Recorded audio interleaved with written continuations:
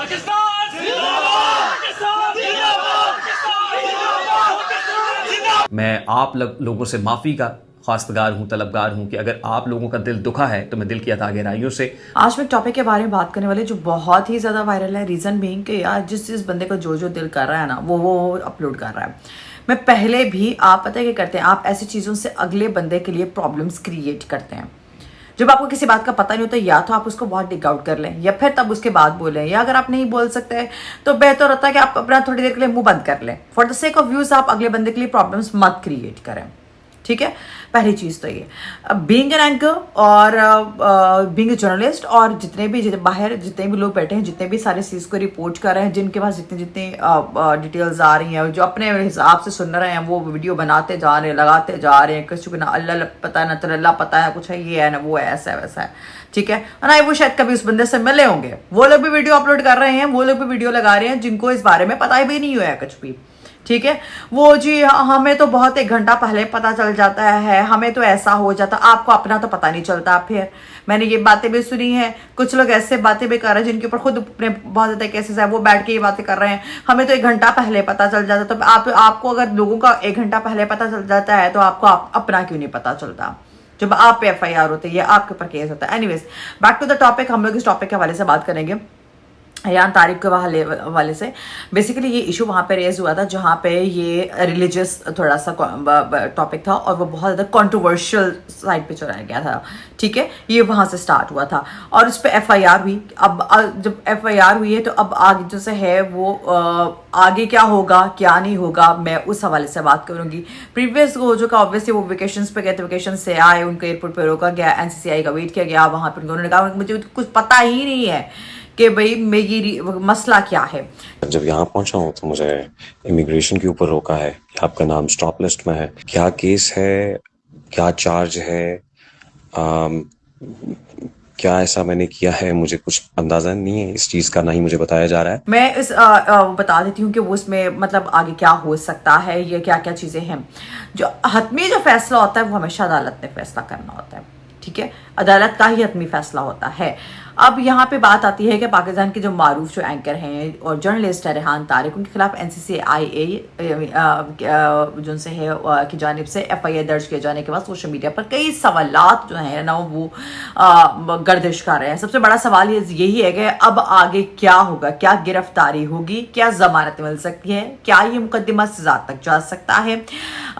इसमें मैं ये सारी चीजें डिस्कस करूंगी, ठीक है। और इसके और मैं मजीद ये भी बताऊंगी कि FIR में जो है वो क्या क्या चीजें मजीद बोली गई हैं, ठीक है। FIR में मौक़िफ़ इख्तियार किए गए रेहान तारिक के सोशल मीडिया प्लेटफॉर्म पर नशर किए जाने वाले इंटरव्यू और वीडियोस और फिरका वाराना मुनाफरत, मजहबी जज्बात मजरूह करने और अवामी अम मुतासिर करने का सबब बन सकते थे। उन्हें इन इल्ज़ामात की बुनियाद पर पीका एक्ट और पाकिस्तान पेनल कोड को मुख्तलिफ दफात के तहत मुकदमा दर्ज किया गया, जिसके बाद में उन्होंने, मैं आपको एक चीज़ वाज़ेह कर दूँ, इस चीज़ की उन्होंने बाद में माफ़ी भी मांगी थी कि मैं आपसे माफ़ी चाहता हूँ अगर मेरे किसी अल्फाज से, मेरी किसी चीज़ से आपकी दिल आज़ारी हुई हो तो। हमारे इसी प्लेटफॉर्म पे एक शिया स्कॉलर अल्लामा जवाद नकवी साहब के साथ एक पॉडकास्ट नशर हुई।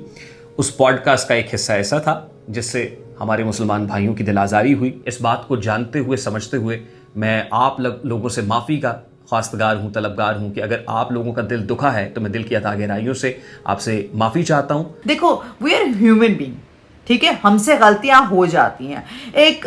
वो एक होता है कि एक टाइम पीरियड होता है जहां पे आपसे एक सिचुएशन क्रिएट हो जाती है जहां पे आपको खुद भी शायद वैसे तो बहुत अवेयर होकर चलते हैं, लेकिन जिसे कहते हैं ना कि कुछ ऐसी सिचुएशन क्रिएट कर दी जाती है और कुछ क्रिएट हो जाती है, ठीक है। ये चीज अपने माइंड में रखिएगा, यह सबके साथ होता है। ये जो एंकर है Rehan Tariq, he is not the first one. आप पाकिस्तान के जितने भी हैं ना उनका लिस्ट यहाँ पे ना इतनी बड़ी लिस्ट निकलेगी, ठीक है। तो ये वाली बात है। अब कानूनी कार्रवाई कैसे आगे बढ़ेगी, सबसे पहले तहकीकाती ऑफिसर जो है वो पूरे केस की तहकीकात करेगा। सोशल मीडिया जो वीडियोस है, फेसबुक है, लिंक्स है, डिजिटल फोरेंसिक, उसके मुतालिका बयानात और दीगर शवाहिद इकट्ठे किए जाएंगे। अगर जरूरी समझा जाएगा तो रेहान तारिक को भी जैसे मैंने आपको तलब किया जाएगा, लेकिन उनको डायरेक्ट ही एयरपोर्ट से इन्होंने गिरफ्तार कर, हालांकि उन्होंने पहले माजरत कर ली थी। ठीक है, इनका बयान रिकॉर्ड किया जा सकता है और बाज़ हालात में गिरफ्तारी भी अमल में आती है। जो हुआ, जो उसके बाद उन्होंने क्या किया था कि वो अदालत में पेश हुए, जहाँ पे वो नारे भी लगाते रहे। पाकिस्तान जिंदाबाद, पाकिस्तान जिंदाबाद, पाकिस्तान जिंदाबाद, पाकिस्तान जिंदाबाद।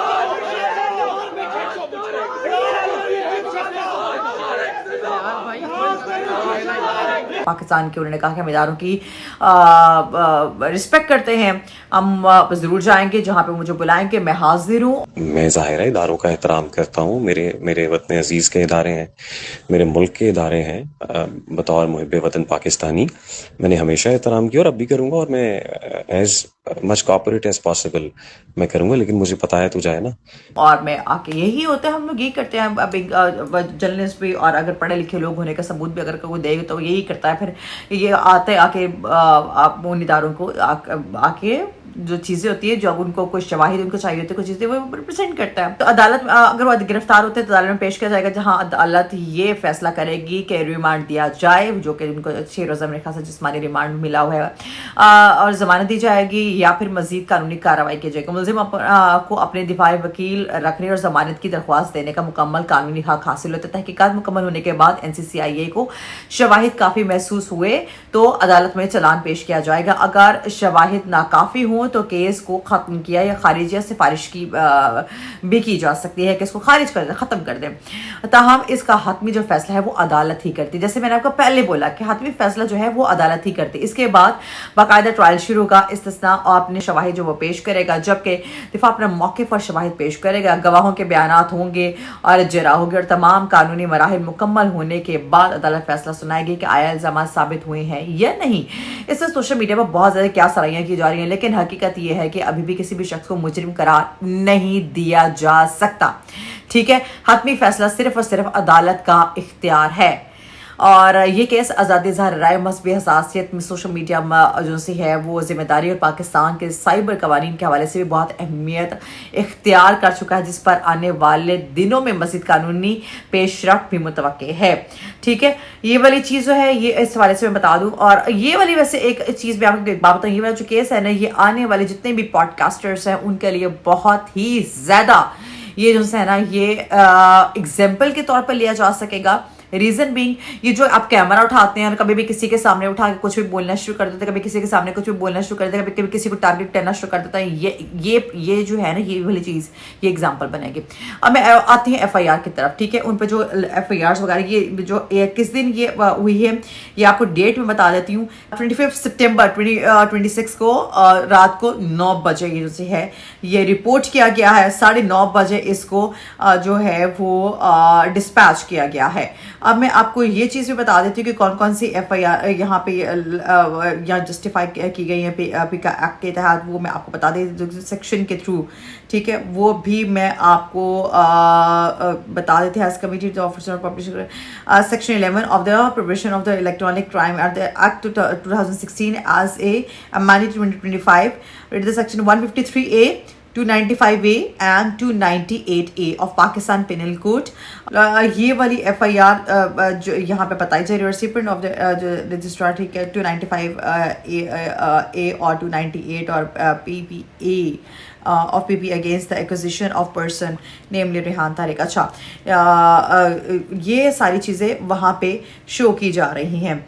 ठीक है, अब जो इस चीज़ का आगे जाके क्या चीज़ हो सकती है वो उस हवाले से मैं बता देती हूँ। कानूनी जो कार्रवाई है उस हवाले से क्या हो सकती है, जो से है इन दफात के जो तहत मुकदमा दर्ज किया गया FIR में इल्ज़ाम है सोशल मीडिया के हवाले से अगर मैं बात करूँ तो नशर किया जाने इंटरव्यू के मवाद से, जैसे मैंने पहले बताया था कि वो बहुत फ़िक्र वारानियत की तरफ चले। अहम कानूनी बात जो है FIR दर्ज होना जुर्म साबित होने के मुतरादिफ नहीं होता है। ये पहले भी जैसे मैं बात कर चुकी हूँ।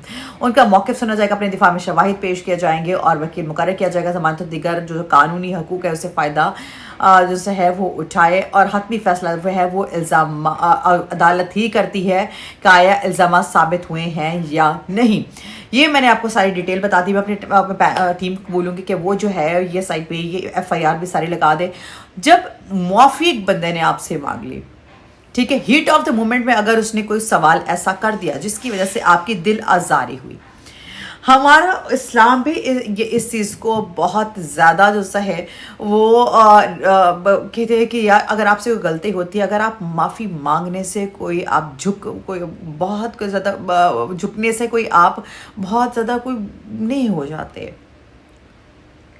ठीक है। तो अगर माफ़ी मांग ली थी, उसके बाद गिरफ्तारी अमल में आना और उसके बाद ये सारी चीज़ें होना, आप उनको बुला लेते, आप उनसे पूछ लेते। एनीवेज जितनी भी बाकी डिटेल्स होंगी वो मैं नेक्स्ट वीडियो में अपलोड करूँगी। और मेरी आप सबसे गुजारिश है, खुदारा अपनी तरफ से बातें मत लगा के ये वीडियोस अपलोड करें, ठीक है। अपनी तरफ से मत ऐसा कुछ भी करें। आपकी वीडियोस व्यूज़ की खातिर अगले बंदे के लिए प्रॉब्लम्स क्रिएट करती हैं। और ये जो लोग बैठ के यहाँ पे बैठ के, मैंने बहुत सारे लोगों को बैठ के सुना कि हमें तो पहले से पता था। आप लोगों को अपना तो पता होता नहीं है, आपको अगले बंदे का बहुत पता होता है कि उसके साथ ये होने वाला है। हम लोग अपने घर के बजाय अगले घर के बहुत ज्यादा झांकते हैं। खैर नहीं, वैसे अपना ख्याल रखिए। टिल देन टेक केयर, अल्लाह हाफिज़।